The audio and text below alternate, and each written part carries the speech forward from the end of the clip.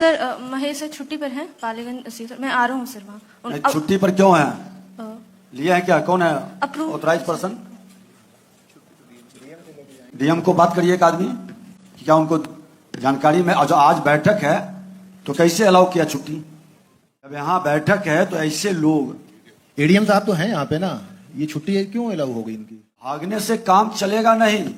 कब तक भागिएगा? क्यों है इतने पीछे? और क्यों गायब हो जाते हैं? बाहर से प्रभावित हो गया? जी प्रणाम सर।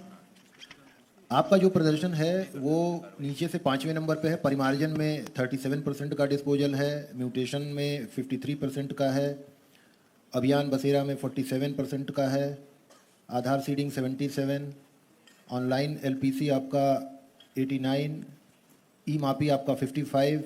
तो जो औसत है बाकी जिलों का उससे काफ़ी पिछड़ा हुआ है। तो कोई विशेष कारण है क्या, तो बताइए।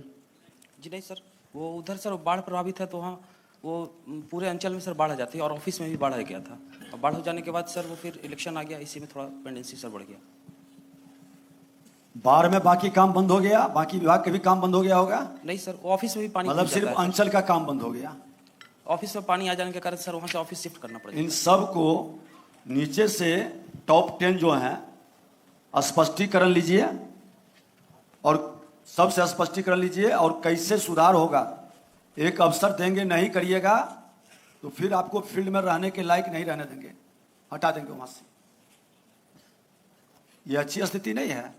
और ये आज ही नहीं, फिर एक बार हम लोग यहाँ सबको बुलाएंगे आपको अवसर दे के सुधार का, और उसके बाद फिर गहन दिन भर की समीक्षा होगी। आज भी पूरे दिन भर चलेगा ये कार्यक्रम। ये कितना आपको लगता है कि बाढ़ के कारण सिर्फ आपका विभाग प्रभावित हुआ? प्रभावित तो सारे विभाग को होना चाहिए था। सर वहाँ प्रखंड और अंचल सर दोनों रिंग बांध के बाहर गंगा नदी की तरफ है, तो पानी सर पूरे ऑफिस में। कौन है यहाँ के एडीएम डीसीएलआर? कंप्यूटर से करना, कहीं से बैठ के घर से भी कर सकता है। डीसीएलआर कौन है? आप इनकी समीक्षा नहीं कर पाते हैं? ये लोग इतने टॉप 10 बॉटम से क्यों हैं? नहीं, एक बार सेक्रेटरी साहब आप लोग समीक्षा करें। ये अच्छी स्थिति नहीं है, बताइए। एडीएम कौन है वहां के? एडीएम भागलपुर क्यों है इतने पीछे और क्यों गायब हो जाते हैं? बाढ़ से प्रभावित हो गया तो लैपटॉप पानी पर चलेगा कि लैपटॉप घर पर भी चल सकता है? नहीं सर, ऑनलाइन सिस्टम सर कहीं से भी बैठ के कर सकते हैं। सर बिल्कुल सर हम लोगों ने इनकी समीक्षा किया है सर, और इनको हम लोगों ने बहुत कई बार चेतावनी दिया सर। इनकी थोड़ी सी लापरवाही है सर। स्पष्टीकरण लेकर के काम के योग्य नहीं है तो इस पर विचार करिए। सर जो लोग असफल हैं अपने काम में, फिर उनको काम पर लगाने की औचित्य क्या है? सर हम लोग करते हैं सर, एक समीक्षा और करते हैं सर हम लोग। और इनका बहुत छोटा सा 4 पंचायत का तो इनका अंचल है सर, इनको करना चाहिए सर।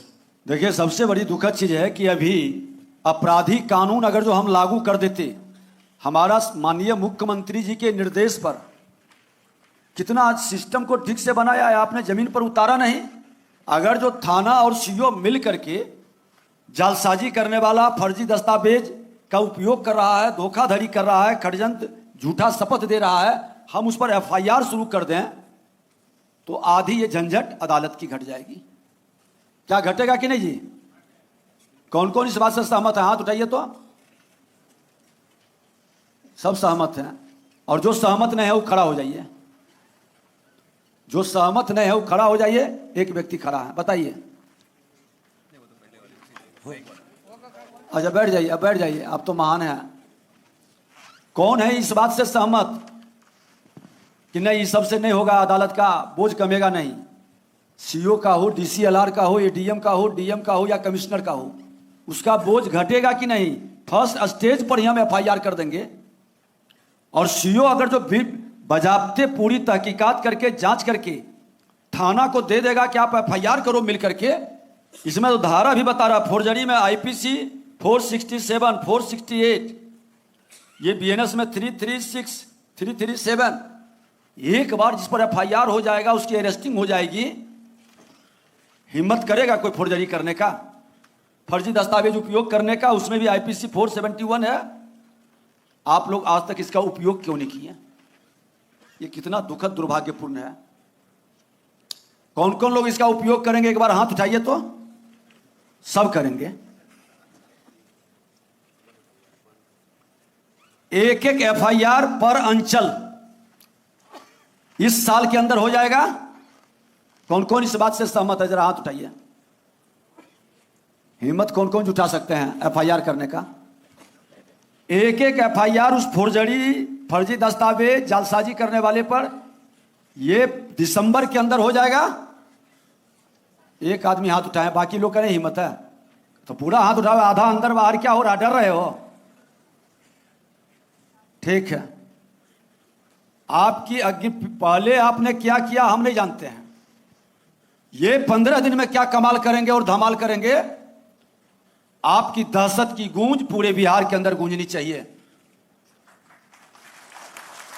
और जहां दिक्कत हो, सरकार आपके साथ खड़ी है, हमारा विभाग, हमारे सेक्रेटरी सब खड़े हैं, लेकिन पूरे तथ्य के साथ, ताकि आप जब एफआईआर करें तो अपराधी बच नहीं सके।